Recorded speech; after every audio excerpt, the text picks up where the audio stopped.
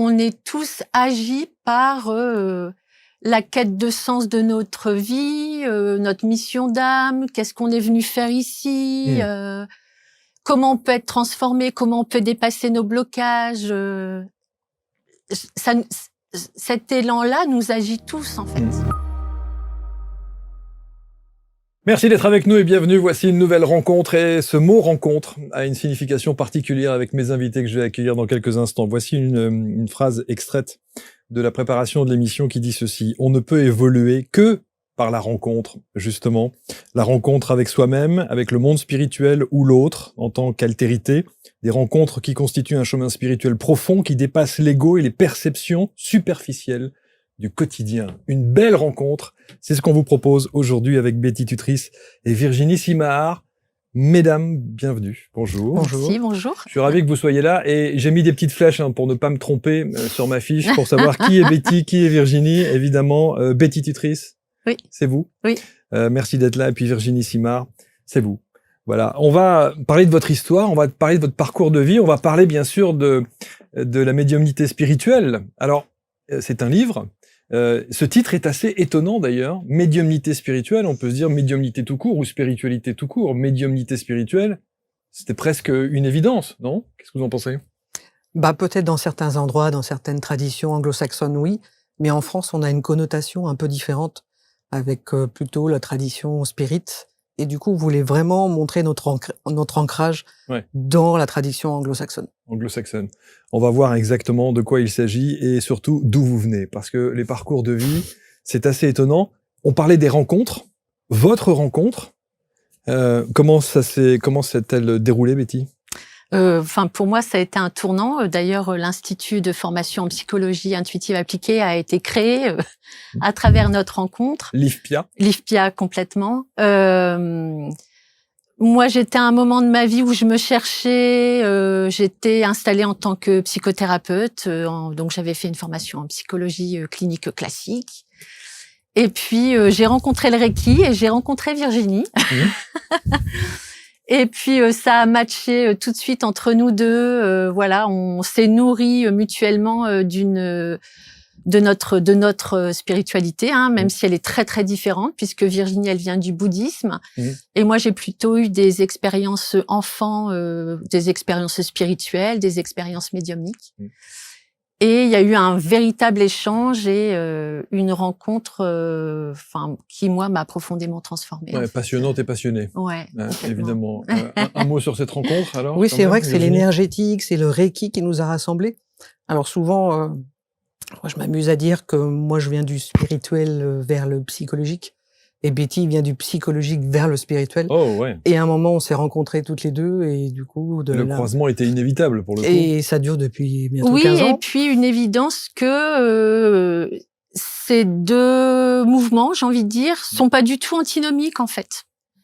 Moi, avec vraiment l'aspect psychique de l'être humain et l'aspect spirituel de l'être humain, moi, j'y ressens une complétude. Pourquoi je vis? Pourquoi je meurs? 60 000 pensées par jour tournent dans votre tête. Vous vous rendez compte? Savez-vous que 80% de nos pensées quotidiennes sont négatives? Saviez-vous que tout est énergie?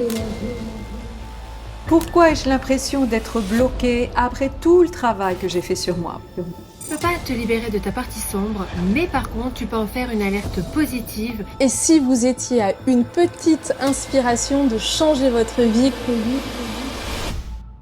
Pour moi, rire, c'est vivre. Retrouvez-moi lors des ateliers ABC Talk, corps, âme, esprit, qui se tiendront les 30 novembre et 1er décembre prochains à Lille, à 9h à l'hôtel Mercure, aéroport de Lille. Rendez-vous sur le site d'ABC Talk. Vous pouvez d'ores et déjà réserver sur le site. Rien que pour vous, un atelier 100% immersif qui va transformer votre vie. Une grande expérience humaine, un moment de communion unique. Prenez date dès maintenant et à très bientôt. Beaucoup de bonheur, d'amour, de sérénité. Je vous dis à très vite et je vous embrasse.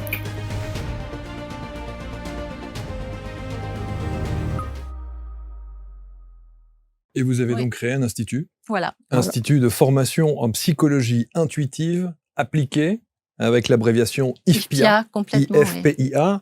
On va plonger au cœur de cet institut, de votre accompagnement, de ce que vous préconisez, de la manière dont vous faites les choses.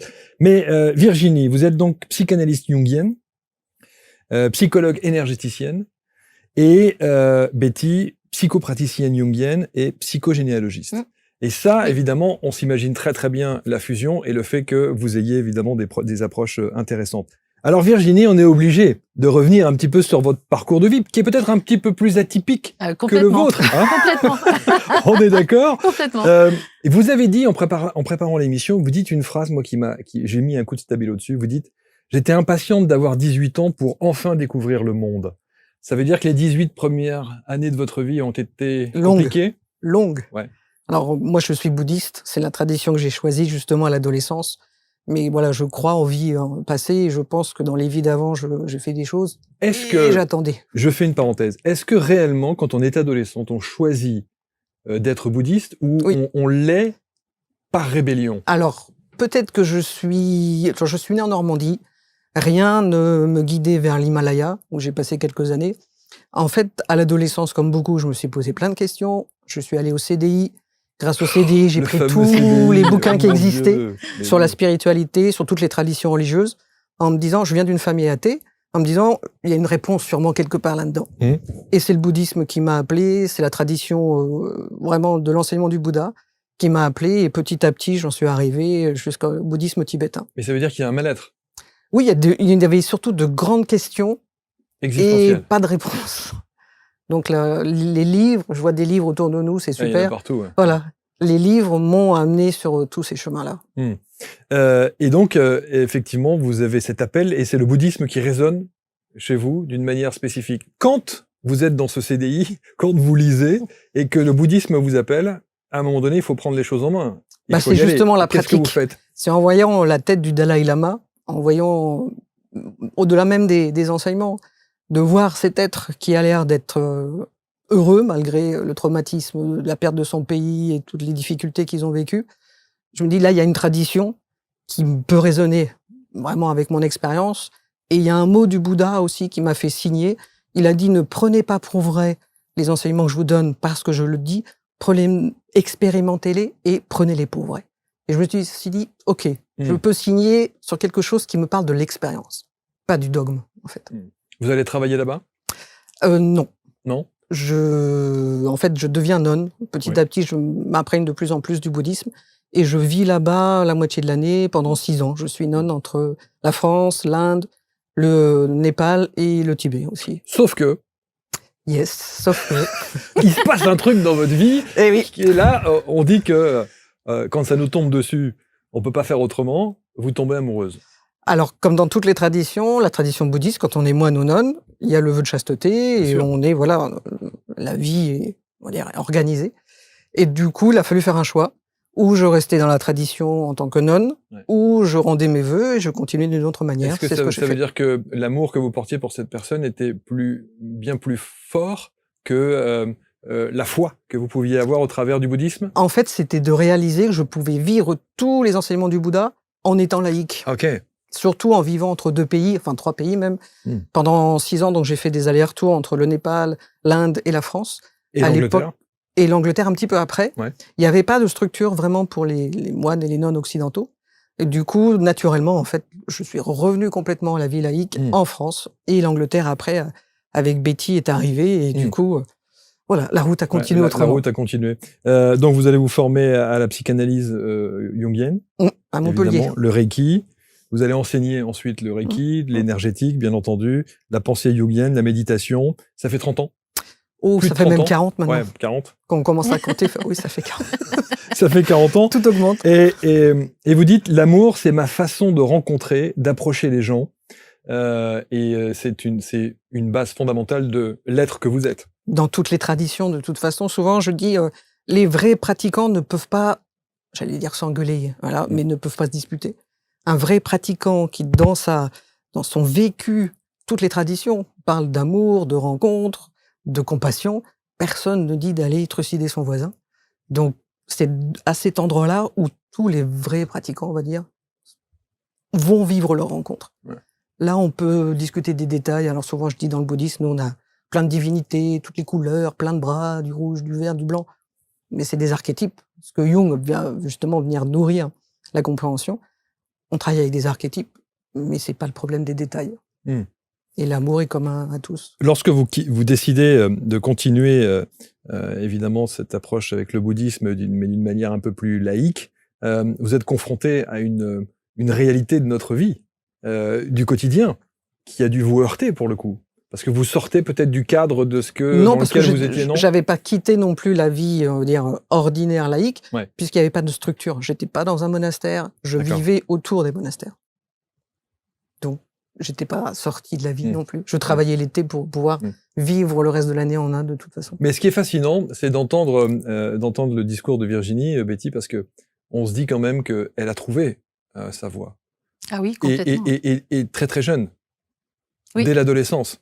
C'est ça qui est extraordinaire. Alors que quand on voit aujourd'hui les ados à la dérive totale, qui sont incapables de dire ce qu'ils veulent, ce qu'ils ressentent, ce dont ils ont envie, et se cachent souvent derrière les écrans, c'est quand même fascinant de se dire que dès l'adolescence, elles puissent ressentir ça. Il y a un élan, il y a cette quête de sens en fait.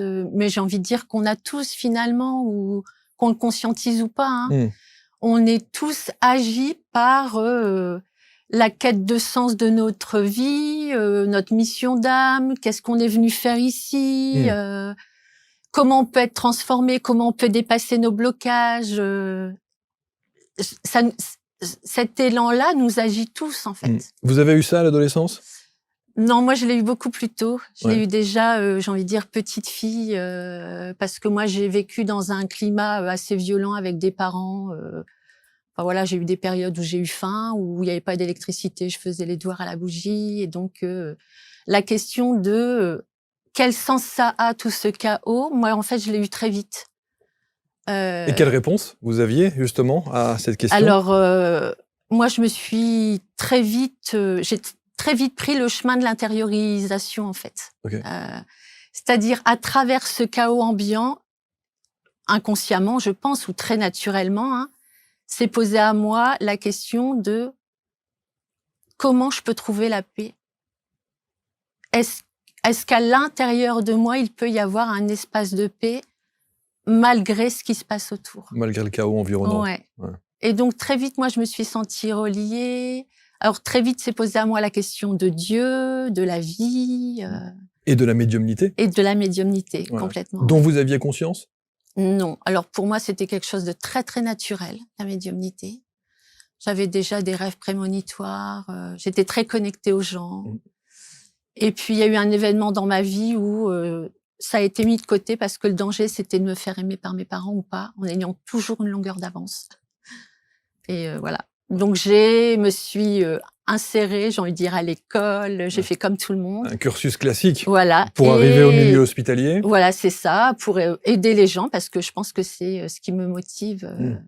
Rencontrer l'autre et que cette rencontre soit transformatrice. Pour moi, le spirituel, il est là aussi, en fait. Et on va voir évidemment où tout cela vous mène, toutes les deux, au travers de l'institut que vous avez créé. Mais juste un mot, vous avez dit une phrase qui est forte. Vouloir être aimé par ses parents. Ça, c'est quand même assez incroyable d'être conscient de ça et de se dire qu'est-ce que je peux faire pour me sentir aimé de mes parents. Oui, alors là, on s'adapte. On essaye de répondre aux attentes. Et puis, à un moment donné, on fait le deuil aussi du parent parfait qui ne sera jamais là. Alors, vous allez travailler en milieu hospitalier, dans la psychiatrie notamment, maison de retraite. Vous allez faire des formations en psychopraticienne. Et puis, là aussi, la notion d'aide, d'entraide, d'accompagner est essentielle dans votre parcours de vie. En fait, quand je travaille en milieu hospitalier et en psychiatrie, notamment, c'est un milieu où on a un discours. Alors le spirituel n'a pas du tout sa place. On est dans le médical. Il y a un symptôme, on donne un médicament, puis voilà, les gens sont guéris ou pas. Il y avait toujours ce discours ambiant, notamment en psychiatrie, de un tel est psychotique, il sort demain, il va revenir, on peut rien pour lui. Entre guillemets, c'est foutu, quoi. Et c'est là que je me suis rendu compte qu'il n'y avait pas d'espace de rencontre du tout. Vous pensez que dans le milieu de la psychiatrie, tel qu'on la connaît et qu'on l'imagine aujourd'hui, si on instaurait une dimension spirituelle un peu plus présente, qu'elle ne l'est, ou pas du tout même d'ailleurs, on pourrait changer les choses, améliorer les choses? Moi, je pense que c'est un aspect, j'ai envie de dire, c'est notre nature profonde en fait. La spiritualité, c'est alors comment je peux faire sens du vivant, comment je peux me mettre en relation avec la vie, comment je peux m'en nourrir. Et puis, dans tous les mouvements spirituels, il y a cette question de comment je peux ouvrir mon cœur, comment je peux apprendre à m'aimer, comment je peux aimer l'autre. Toutes ces questions-là sont pas posées en milieu hospitalier. En fait. Et vous parliez des maisons de retraite dans lesquelles vous avez également évolué. C'est pareil. Ouais. C'est pareil. Oui, oui, complètement. Par nature, on est spirituel. Enfin, qu'on en ait conscience ou pas. Tu posais la question du livre, pourquoi spirituel? Pourquoi la médiumnité spirituelle? Pourquoi la médiumnité spirituelle? Parce que ça sous-entend qu'il y a une autre médiumnité. Oui, et que on n'a pas conscience de la spiritualité, même si on est médium. Comment on peut définir la spiritualité? Pour moi, la spiritualité, c'est le cœur ouvert. C'est pas forcément parler à son âme, en fait.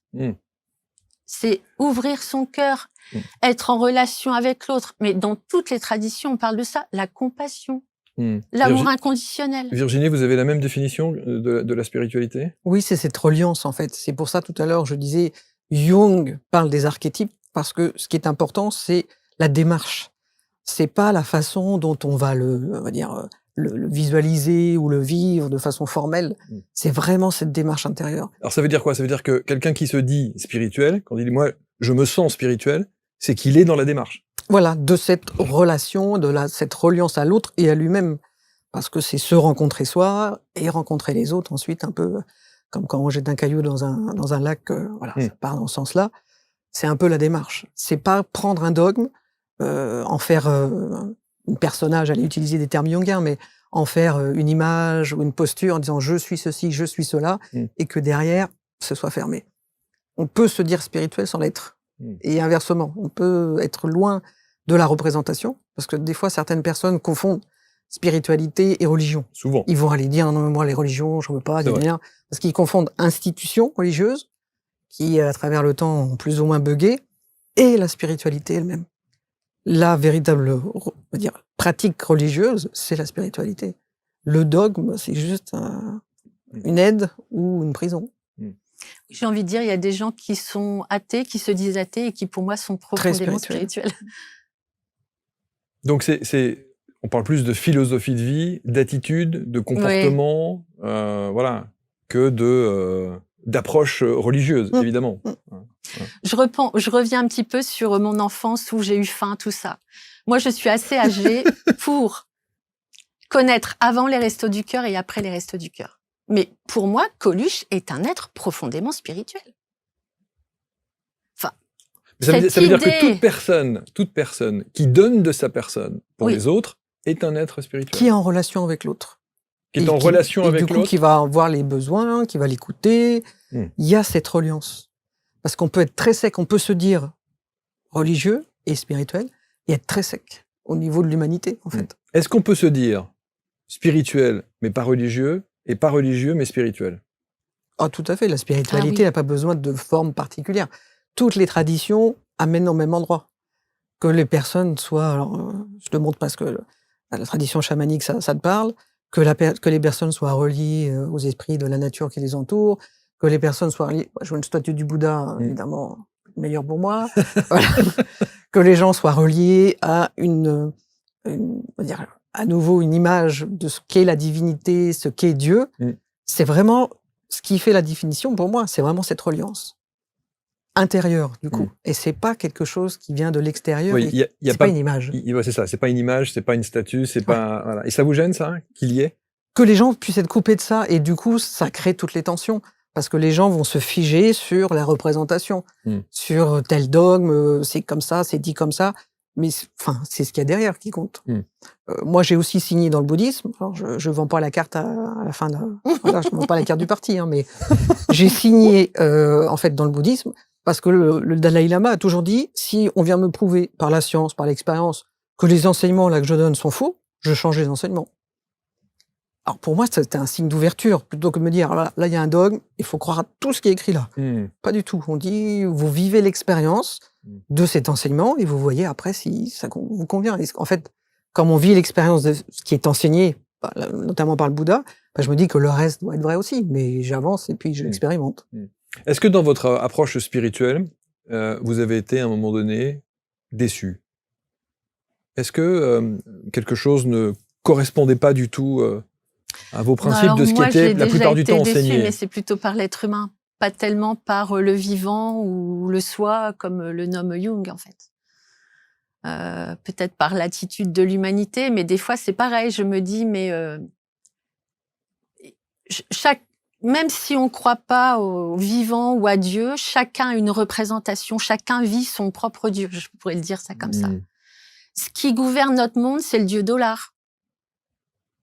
Je me dis, mais si on apprenait aux gens à se rencontrer, si on apprenait aux gens à conscientiser peut-être leur spiritualité, je reviens peut-être un peu au milieu hospitalier, mais s'il y avait cette autorisation pleine de vivre notre rapport à la nature, juste là, je pense à l'écologie.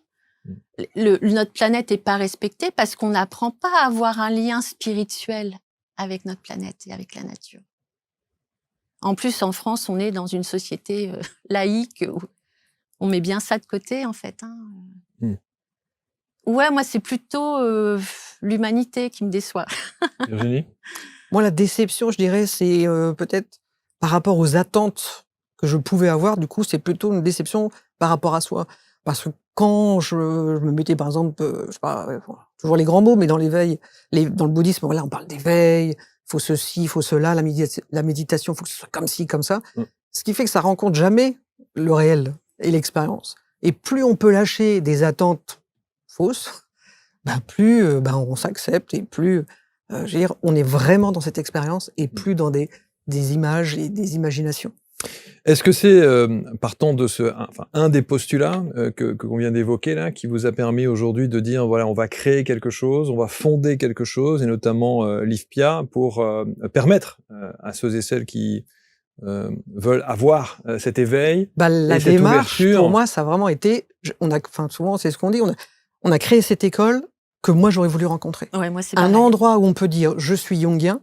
À l'heure actuelle en France, Jung est toujours le parent pauvre. Dans certains dictionnaires de la psychologie, il est toujours pas dedans, parce qu'il ose utiliser des gros mots, il parle de l'âme. Comment est-ce qu'un psychologue sérieux peut parler de l'âme? Alors c'est vrai qu'il y a les pros et les anti, alors il y a que les pro-Freud et les anti-Jung. oui, et voilà, psyché, c'est l'âme, ça veut dire âme. Psychologue, c'est le boulot. Enfin, le psychiatre, c'est son boulot de s'occuper de l'âme. Donc voilà, on a voulu créer cette école où ouvertement on est jungienne. Voilà, on aime, on n'aime pas, mais au moins c'est clair. Ouvertement, on fait de l'énergétique, voilà, avec différentes approches, différentes façons de faire. Et ouvertement, on a cette intuition et cette ouverture au spirituel. Ouais. Après, voilà, c'est le cocktail que moi, je voulais vraiment qu'on puisse... Ouais, moi, c'est pareil. Et ce que vous appelez donc l'ouverture au spirituel, c'est ce que vous définissez par la psychologie intuitive? Oui. Et appliquée, pour le coup. Parce que c'est bien beau de la théoriser, mais encore faut-il la mettre en pratique. En fait, je pense que le point commun qu'il y a entre Virginie et moi, c'est vraiment la démarche de l'expérience. C'est comment, à travers la pratique ou comment, à travers la rencontre, je peux être touchée et transformée. Alors, je reviens un peu sur l'âme. Moi, je dis toujours, l'âme ne parle pas, elle s'exprime. C'est-à-dire que la rencontre avec notre âme et avec l'âme de quelqu'un que j'ai en face de moi, c'est toutes les sensations corporelles que ça va générer, c'est toute l'émotion. Moi, je vois parfois en cabinet, je me souviens de quelqu'un que j'avais accompagné et qui avait une énorme émotion. Alors, moi, j'aurais pu croire que c'était de la tristesse et la personne me dit non, en fait, je sais pas ce qui se passe, c'est positif, hein, mais j'ai pas de mots. Comme on n'a pas de mots quand on vit une expérience spirituelle, en fait. De bonheur, donc. Ouais. De plaisir, de bonheur. C'est ça, de lâcher, Ouais. Et je me dis, la rencontre avec l'autre, la rencontre avec l'âme ou la rencontre avec le vivant passe par l'expérience, par l'ouverture, par les ressentis du corps, les moments d'extase, enfin voilà. Quand vous parlez de l'IFPIA, je rappelle, c'est l'Institut de formation en psychologie intuitive appliquée. Vous dites que l'idée de ce centre, cette école, c'est de permettre à chacun de découvrir sa propre médecine intérieure. On parle vous dites le mot, médecine intérieure. C'est une vraie médecine au sens propre du terme ? Entendu dans le chamanisme. Oui, c'est-à-dire sa propre façon d'accompagner l'autre avec ses propres outils et sa propre spiritualité. Enfin, on peut pas, comme le dit très justement Virginie, elle vend pas la carte du parti. C'est comment chaque thérapeute, chaque professionnel de la relation d'aide peut trouver sa propre spiritualité, son propre lien au vivant. Et c'est à partir de là qu'on peut accompagner l'autre aussi sur un plan spirituel. Avec sa propre personnalité, son propre vécu, sa propre reliance. Et sa propre expertise. Et sa propre expertise. Voilà, c'est-à-dire qu'en fait, vous apportez un outil supplémentaire à la palette d'action que peut avoir un thérapeute, un coach, un accompagnant de vie, un expert. Alors, il y a plein d'outils qu'on peut utiliser, ils sont tous très très bien, mais pour moi, le plus important, c'est vraiment d'entraîner la personne, en fait. C'est une posture intérieure. C'est pour ça que nos formations durent 1 an et demi, 2 ans, parce que ce qui va changer chez la personne, on peut apprendre tous les outils, toujours avec tous les bouquins autour de nous, c'est tout très bien. Mais ce qui va vraiment permettre, comme tu disais, la transformation quand on accompagne quelqu'un, c'est qu'il y a cet espace, justement. Cet accueil, cette ouverture, cet espace. Et si le thérapeute lui-même n'est pas dans cette ouverture et dans cet espace qui est proposé, ça donnera rien. Mais comment un thérapeute ne peut ne pas être? Certains vont utiliser des outils un peu... Alors, j'ai toujours cette image, vous savez, les jouets pour les enfants, il y a des ronds, des carrés, des triangles, ils ont appris le triangle et tout le monde doit passer dans le triangle. Ça marche pas, tout le monde n'est pas triangle, donc tout le monde ne doit pas passer. Et donc, certaines personnes vont utiliser un outil en disant « j'ai le meilleur du monde, blablabla, c'est ma baguette magique », et c'est pas vrai. Parce que c'est pas l'outil qui fait le job, c'est la relation. Et du coup, c'est d'être capable de se dire « moi, mon cocktail, c'est ça. Alors moi j'aime bien le Reiki, je suis analyste de rêve, je suis psychanalyste, ok. Les gens vont travailler en magnétisme, pourquoi pas, vont utiliser d'autres outils, pourquoi pas. Mais c'est parce que moi, je suis aligné dans ma pratique. Alors souvent, on utilise le terme de congruence. Je suis vraiment en train de partager quelque chose qui me fait résonner, pour de vrai. Pas quelque chose que, là, dans le bouquin, on dit que c'est bien, mais même si ça me parle pas, je le fais quand même. Et c'est ça qui va permettre à la personne en face d'être elle-même dans cette ouverture et de se dire, mais la résonance, elle est où? On fait pas des copies. Enfin, je dis aux gens souvent, voilà, vous n'êtes pas obligé de choisir entre tif et tondu, vous êtes obligé de vous raser. C'est trouver votre route. Et chaque personne conforme, c'est vraiment ça, c'est leur permettre à chacun de faire son cocktail. Mais avec cette congruence intérieure et cette reliance au vivant.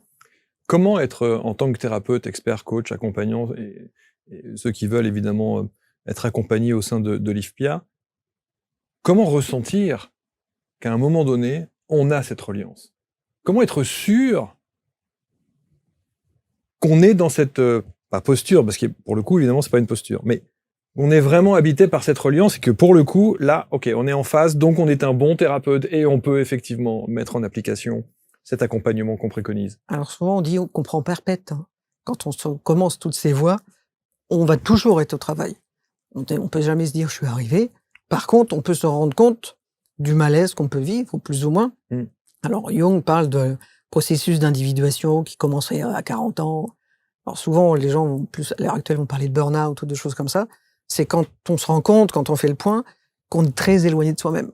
Dire, oh là là, je suis pas vraiment aligné. Et souvent, c'est dans la vie, c'est se dire, il y a ce mal-être ou ce malaise qui me fait plus ou moins conscientiser le fait que je suis pas dans mes valeurs, je suis pas dans mes croyances, je suis pas dans ce qui, moi, me fait résonner. Et quand on est de plus en plus aligné, donc plus en plus en relation avec soi-même et avec ce qui nous fait résonner, ce qui nous fait vivre, de plus en plus, on va se sentir, je fais ce geste, aligné. Et pour moi, le critère souvent, c'est ça, c'est sentir que je suis à l'aise avec ce que je transmets, les personnes que je rencontre, et que je suis pas crispée à vivre des choses qui me correspondent pas. Moi, en tant que professionnelle, j'ajouterais peut-être quelque chose, c'est moi, quand j'accompagne quelqu'un ou quand j'enseigne à intégrer cette posture, moi, je me pose toujours la question, est-ce que là, je suis au service? Est-ce que là, dans cet espace de rencontre qui est créé, est-ce que là, je me sens au service de la personne et de son élan de vie? Pour moi, être thérapeute, d'ailleurs, je crois que l'étymologie de thérapeute, c'est ça, c'est être au service du vivant. Alors, on l'appelle Dieu, enfin, on l'appelle comme on veut, mais... Et quand je rencontre une personne pour la première fois pour un accompagnement, je me pose 2 questions. C'est est-ce que je me sens au service du vivant, qui la traverse, mais qui nous traverse dans cette communauté qu'on crée? Et est-ce que je vois sa lumière? Est-ce que je la vois en évolution? Si je la vois pas en évolution, si je me dis oh là là, grosse problématique, faut mieux pas y aller. Parce qu'en vous fait, pouvez refuser? Ben oui, parce que ça veut dire je la vois pas cette lumière en elle en fait. Oui, mais il faut aller la chercher peut-être. Oui, bien sûr. Elle vous démarche et elle vient vous voir. Oui, parce qu'elle veut, elle veut vous l'aider à aller la chercher. Alors souvent c'est que ça vient résonner avec sa propre histoire aussi. Hein. Bien sûr, c'est très très rare, mais là je refais le lien peut-être par rapport à la psychiatrie où voir l'autre en évolution et dans sa lumière, c'est pas toujours facile en fait. Hein. Oui, parce que là, on est sur de la psychiatrie pure. C'est ça. Mais une personne, j'allais dire, lambda, qui a besoin d'une confirmation et d'un accompagnement tel que vous le préconisez, j'ose espérer que s'il se sent thérapeute ou elle se sent thérapeute, la lumière, elle est là. Oui, complètement. Oui, bien sûr. Ouais. Parce que je pense que c'est un état d'être que d'être thérapeute. Oui. Clairement. C'est une mission de vie. C'est suffisamment. Oui, c'est une mission de vie. Très clairement. Ouais. Alors, Liv Pia, vous avez dit quelque chose d'intéressant, Virginie, parce que vous avez dit, vous accompagnez, c'est long en fait, l'accompagnement que vous proposez. Les formations, c'est long. Parce qu'il y a vraiment cette idée, alors, on peut apprendre toutes les connaissances du monde, à un moment, il faut que cette alchimie fasse une transformation. Tous, on fait l'expérience, si quelqu'un nous conseille un bon médecin, un bon thérapeute, on va pas nous dire va voir Trucmuche parce qu'il a 12 diplômes au mur. Ouais. On va nous dire va voir tel médecin, va voir tel thérapeute, il va t'écouter et il est humain. Et le critère, il est là. Et pour pouvoir s'ouvrir à cette humanité, à cet amour, cette compassion qu'on a tous, il faut du temps. Donc la formation aussi, alors souvent c'est ponctué tous les deux mois, en week-end ou en semaine, pour que les gens, dans leur vie, entre ces 2 mois, il y a de la transformation. C'est pas de la connaissance, je prends un entonnoir, je fais rentrer tant de connaissances. Il y a ce moment de transformation dans la vie des gens. Pour justement, comme vous disiez, avoir cette chose à l'intérieur de soi qui fait qu'on se sent thérapeute et on est thérapeute. Ouais. Donc ça veut dire, d'abord, on précise, ça s'adresse qu'aux professionnels? Ah non. Ah non, au grand public personne. aussi. Ah, il y a des gens qui font ça pour eux. Pour eux. On peut faire cette démarche-là sûr, aussi pour eux, pour soi. Oui, alors ou en reconversion. Oui, c'est ça. Voilà. C'est vrai que les profils sont très variés. On a de l'étudiant ou la prof en psycho jusqu'au retraité, des gens qui viennent le faire pour eux et qui au final s'installent à mi-temps et continuent leur autre travail, des gens qui venaient pour s'installer, qui au final retournent dans leur premier métier, mais du coup avec une autre vision. Parce que là, ils auront été transformés. Et alors souvent, je dis les gens qui travaillent dans certaines administrations ou certains secteurs, alléluia, ce serait super qu'ils puissent ramener tout ça dans plein de secteurs. Oui. C'est sûr. Dans l'entreprise. Clairement. Ça, c'est sûr que si on avait cette dimension. Et je salue, il y a beaucoup de chefs d'entreprise aujourd'hui qui ont bien compris la nécessité d'amener cette dimension spirituelle dans l'entreprise pour le bien-être des salariés. Il y a d'ailleurs des très beaux documentaires à ce sujet et on en propose, vous regarderez dans les documentaires sur ABC, il y en a quelques-uns comme ça. Ce qui est intéressant, c'est que au travers de votre parcours, Virginie, et vous parliez évidemment de votre cheminement avec le bouddhisme qui vous a fait évoluer, grandir et qui vous a enseigné tout cela, vous dites « J'ai dû quand même apprendre que le mot spirituel n'était pas un gros mot ». C'est le côté... Non, c'est Betty, je crois. C'est Betty, c'est toi qui parlais de ça, mais parce que, à nouveau, les gens, des fois, saucissonnent. Il y a des choses qui sont autorisées, tu parlais de chacun vient avec les histoires familiales. Avec ses bagages. Et en fonction du milieu où on est, ou de l'époque, il y a des choses qui sont autorisées ou pas. Et du coup, alors chez moi, c'est pas interdit, mais c'était pas parlé du tout. Ça n'existait pas. Donc j'ai peut-être plus de chance, j'avais pas besoin de dépasser quelque chose, parce que c'était... Voilà. Mais par contre, vous parlez de légitimité. Oui, parce que, alors, pareil, dans la tradition bouddhiste, c'est quand même assez structuré, comme dans plein d'autres endroits. Pour enseigner la méditation, pour moi, j'avais cette vision, il faut être lama, il faut faire la retraite de 3 ans, notamment chez les Tibétains, voilà, il y a cette retraite de 3 ans. Mais il y a plein de façons de partager. J'enseigne la méditation maintenant depuis plusieurs années avec Tergar, avec les enseignements de Mingyur Rinpoché, qui a mis en place justement tout un cursus pour que, en tant que laïc, on puisse accompagner les gens sans que ce soit dans une structure, on va dire, et un parcours bouddhiste où là, on doit suivre... Un peu rigide. Suivre des croyances. Enfin, il faut se dire, là, ça me parle, mais si ça me parle pas ou si ça m'intéresse pas. Par contre, il y a tout un cursus de possible parce qu'on a tous un esprit. Quand on fait l'expérience de la méditation, on a tous un esprit qui part dans tous les sens. Dans l'enseignement bouddhiste, on appelle ça l'esprit singe. Et on peut tous travailler avec cet esprit singe, quelles que soient nos croyances. Donc, au départ, j'avais cette image de il faut justement tel ou tel cadre. Et en le vivant, je me suis dit, non. Ce qu'il faut, c'est un esprit qui a besoin. Sur la méditation, je voudrais vous entendre aussi toutes les deux, parce que qu'est-ce qu'on entend sur la méditation? Et notamment des gens qui disent, la méditation, j'aimerais, mais je ne sais pas. Il y a des gens qui s'imaginent qu'il faut faire comme des vipassanas, où on se retrouve parfois face au mur 10 heures par jour, à méditer, face à soi-même pour le coup, et en posture, voilà. Bon, c'est pas ça. L'essence de la méditation, c'est la conscience. C'est avoir conscience d'eux. Donc, tous tes supports et occasions à être présents. Alors, encore une fois, Mingyur Rinpoche propose tout un cursus laïque. On va s'entraîner avec différents supports, que ce soit les sons, les images, les sensations corporelles, pour être présent à ce qu'on fait. Et d'ailleurs, il y a des études scientifiques qui ont démontré tout ça. Hein.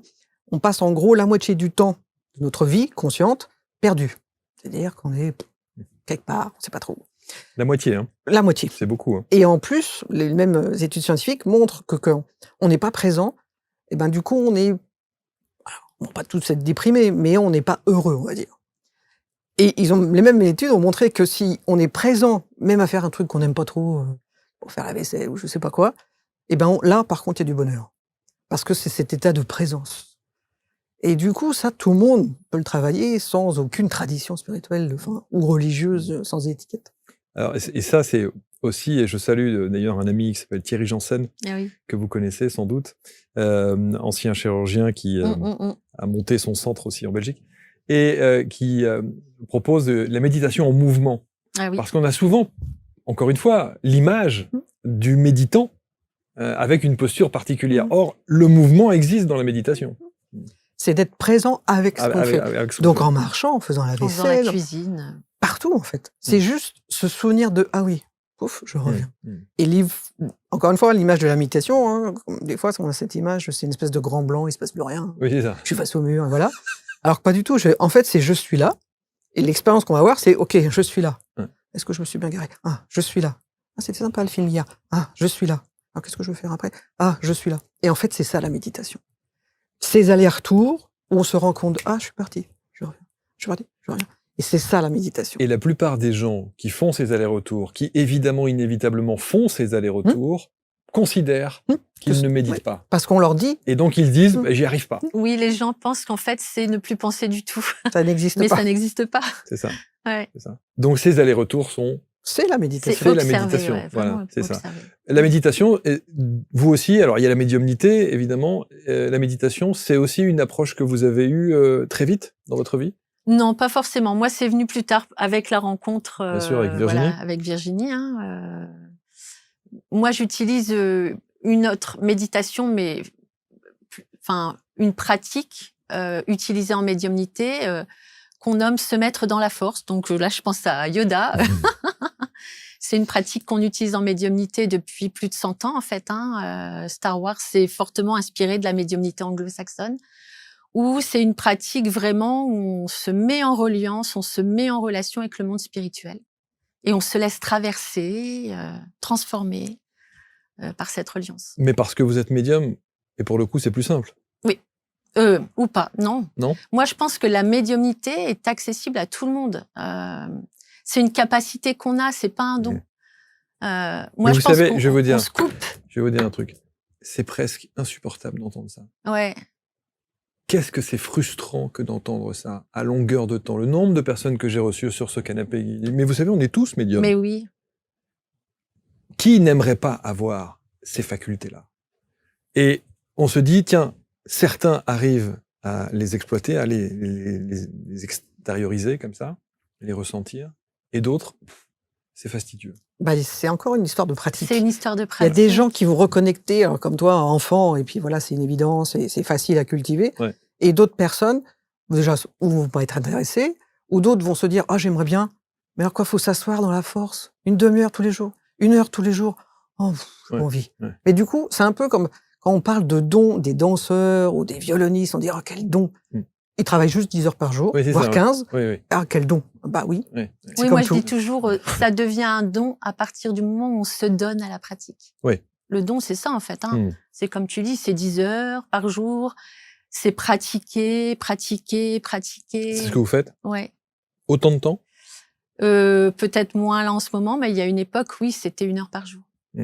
Et c'était cette nécessité que vous avez évoquiez tout à l'heure, c'est-à-dire qu'un entourage qui était plutôt difficile avec vous, et ce besoin de se recroqueviller dans sa bulle, peut-être, pour... Je dirais pas recroqueviller, parce que au moment où je dis recroqueviller, ça, je me fait dis un non, peu dis fuite pas ça, quand dis même, pas hein. ça, dis pas ça. Non, c'est de trouver l'élan de vie à l'intérieur de moi. Ouais, c'est ça. C'est pas pareil, hein. Ouais.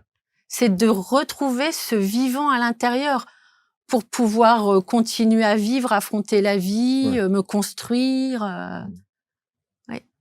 Alors, l'IFPIA, je rappelle, l'Institut de formation en psychologie intuitive appliquée, ça nécessite du présentiel? Oui. Alors, pour Pas une pour partie, toutes les formations, mais pour la formation, par exemple, de psycho-énergéticien, ce sera en présentiel. En psychogénéalogie, c'est mixte. C'est-à-dire c'est e-learning et présentiel. Ok. Et le présentiel se fait à Chartres de Bretagne, à côté de Rennes, à côté de et Rennes. aussi à côté de Paris, à Lagny. Lagny-sur-Marne? Oui. Ah, très bien. Bussy, enfin, par là-bas. Ok. Bussy-Saint-Georges, Oui. etc. Tous ces coins du 77. Voilà, mais pour nous, enfin, pour moi, c'est Paris. Hein. Voilà. C'est l'Île-de-France. Voilà. C'est l'Île-de-France. Alors, juste, alors, sans donner évidemment toutes les grandes étapes, parce que j'invite tous ceux et celles qui ont envie d'avoir des informations sur l'IFPIA et sur ce que vous préconisez, Betty et Virginie, d'aller sur vos sites, votre site, et vous aurez évidemment tout cela. Mais si on devait donner les grandes étapes de ces 1 an d'accompagnement, quels sont les angles propose, qu'on aborde? Ça dépend des formations, mais par exemple, la formation de psycho-énergéticien, il y a 3 cycles. Le premier, on travaille sur soi. C'est déjà les rencontrer, ses ombres. Alors, on sera jamais parfait. Si on attend d'être parfait pour être thérapeute, on sera jamais thérapeute. Par contre, d'être au clair avec ce qui fait qui on est. On connaît nos racines, ok, on a vu les grands dossiers, ok, c'est fait. Le deuxième cycle, on va très vite pratiquer en binôme ou en petit groupe, pour justement que le côté appliqué dans notre formation, c'est que très vite, c'est voilà, je suis face à quelqu'un, un autre être humain, j'ai pas lu dans les bouquins que voilà, je suis face à un autre être humain qui peut-être va pleurer, peut-être va rire, peut-être va me raconter sa vie avec des choses qui peuvent être compliquées, et je vais le vivre là en formation. Et le troisième cycle, c'est un aspect aussi, alors là aussi très pratique, mais plus orienté vers l'intuition et la médiumnité pour les personnes qui veulent. Donc toutes nos formations sont toujours très liées à la pratique. La théorie, il en faut, mais il faut de la pratique. Et alors, vous savez qu'en France, on aime bien les petits bouts de papier certifiés en bas à droite. Il y a un certificat. Il y a une certification. Ouais, Ça, c'est bien franco-français. Ouais, hein. oui. Voilà, on aime bien. Ah bon, vous avez été formé? Ah bon, mais non, mais moi, je suis thérapeute parce que j'ai été formé par l'IFPIA. Hein, donc, vous voyez ce que je veux dire? Oui, c'est complètement. souvent ce qu'on... Voilà.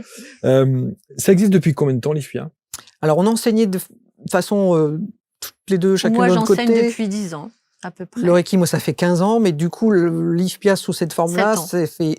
Ouais, on l'a formalisé il y a 7-8 ans, mais on avait déjà commencé avant de petite dizaine d'années. Alors, ce qui doit être extraordinaire dans les accompagnements que vous avez pu avoir, c'est que vous avez dû voir arriver des gens estampillés « je suis thérapeute » et une transformation au bout d'1 an de ce même thérapeute qui a dû se dire au bout d'1 an « mais en fait, j'étais pas du tout aligné à l'époque et je prétendais être le thérapeute que je ne suis pas. » Quand les gens se disent « la théorie suffit », ils se rendent compte très rapidement avec nos formations que ça suffit pas. Ou j'ai envie de dire la théorie ou la technique. Parce qu'en fait, on est aussi dans une société, même dans les écoles de formation, où on met en avant une technique. Or, là, je prends l'exemple de la psycho-énergétique intuitive, cette formation qu'on propose sur 2 ans.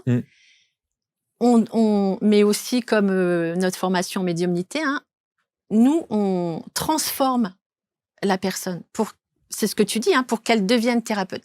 C'est-à-dire, on va utiliser plein de techniques pour que le futur thérapeute puisse se créer sa boîte à outils ou sa palette de couleurs, et pour que cette personne puisse accompagner de façon authentique, en fait. Mmh. Avec sa personnalité, les expériences qu'elle a pu traverser, peut-être les thèmes qu'elle aime, les problématiques, ou voilà, il y a de ça aussi. Il y a des gens qui vont choisir d'accompagner sur la parentalité, peut-être sur des pathologies, sur la dépression ou le développement personnel ou le développement spirituel aussi.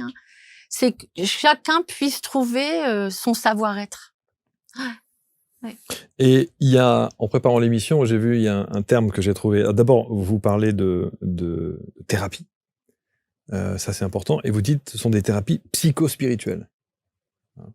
Et quand on parle quand on met ces trois mots, thérapie, psycho et spirituelle, on se dit, waouh, c'est possible.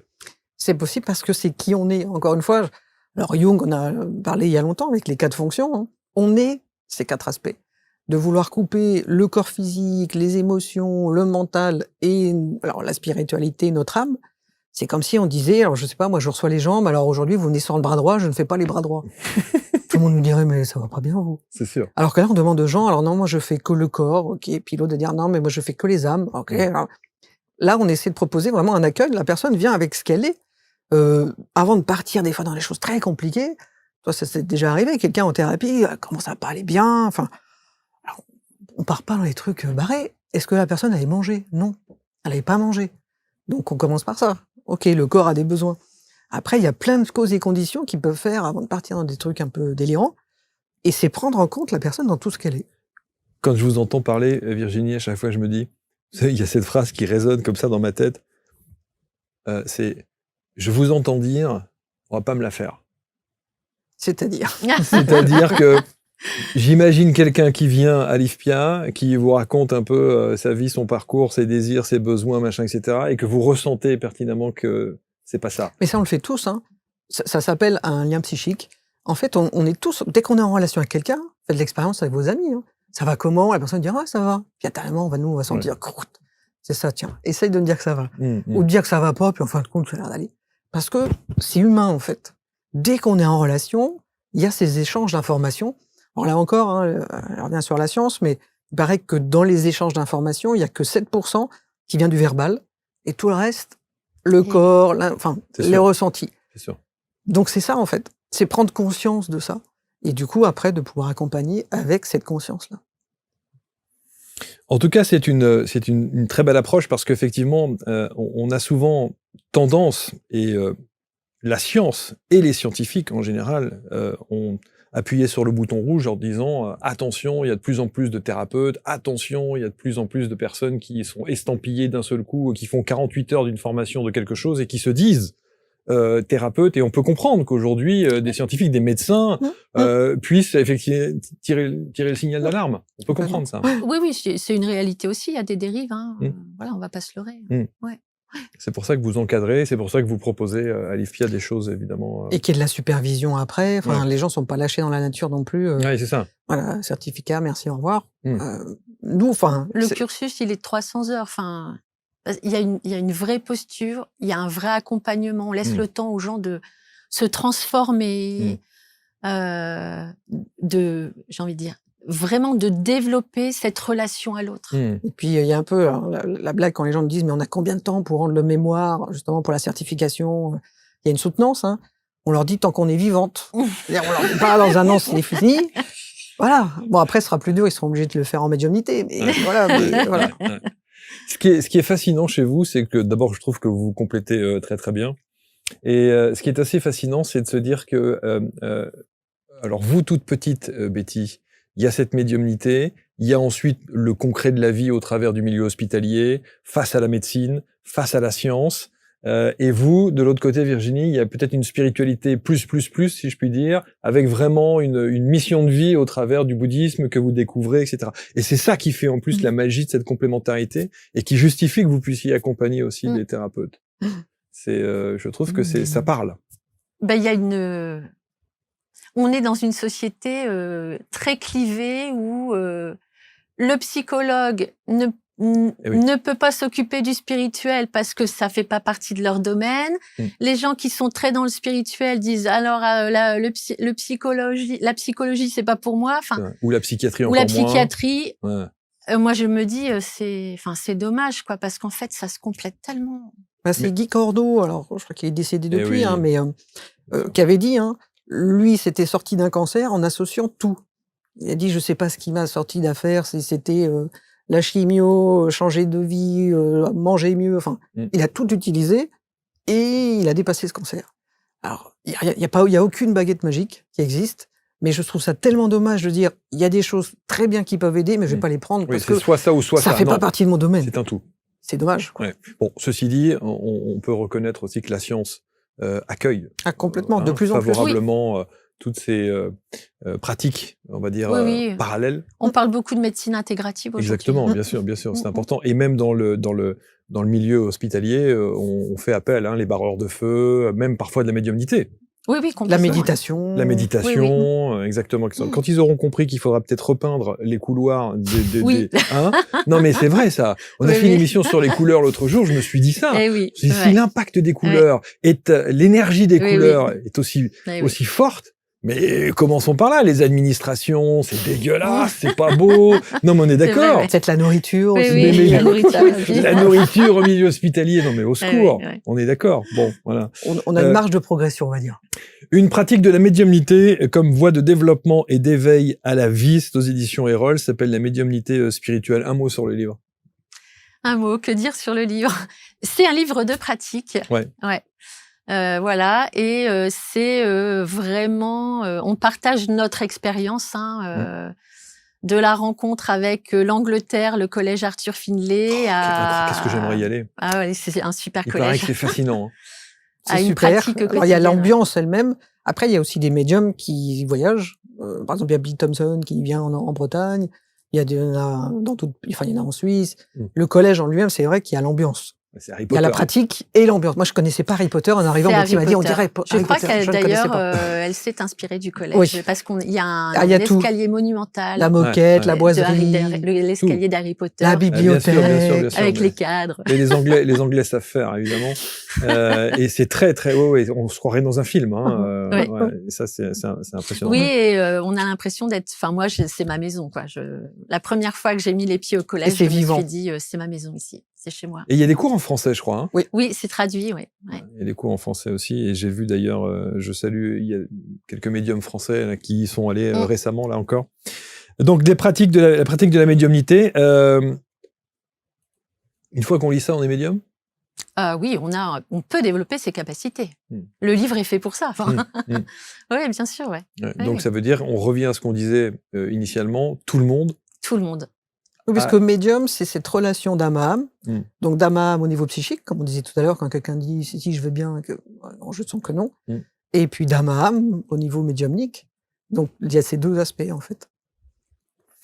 Bravo en tout cas pour vos parcours respectifs. Bravo pour cette belle association et le fait que l'IFPIA existe aujourd'hui. On va mettre évidemment autour de la vidéo, je crois que c'est en bas d'ailleurs, tous les liens qui vont permettre de rentrer en contact avec vous. Là, on enregistre, on est au mois de novembre. On peut pas en plein milieu s'inscrire, si on peut. Il y a des formations qui commencent début 2025. Ok, d'accord. Et puis il y a des, en psychogénéalogie, c'est en e-learning, donc les gens commencent quand ils veulent à leur rythme. Et il y a des stages dans l'année de pratique. Redites-nous simplement les différentes thématiques qu'on aborde. Donc il y a la psycho-énergétique.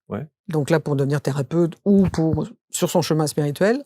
La psychogénéalogie, là, on va les travailler, c'est plus ton domaine. Le transgénérationnel, les ancêtres, toujours avec une dimension spirituelle. Pour nous, c'est important. Moi, j'enseigne, alors là, pour le coup, c'est plutôt réservé aux praticiens, aux thérapeutes, le MDR transpersonnel.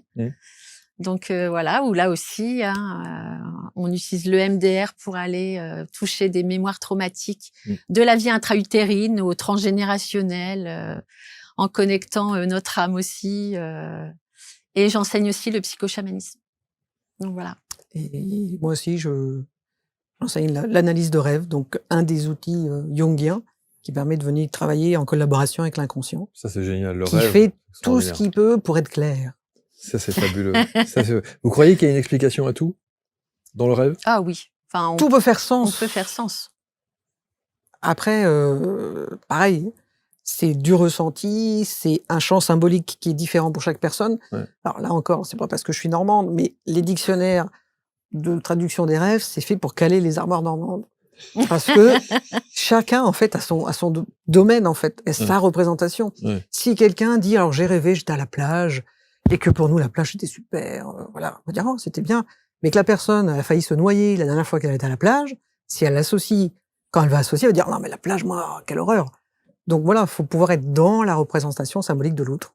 Enfin, Jung, pour moi, a tout dit, ça reste un génie. Pouvoir rencontrer Et j'espère qu'en le France, il monde de sera l'autre. traduit plus, parce que c'est vraiment ça.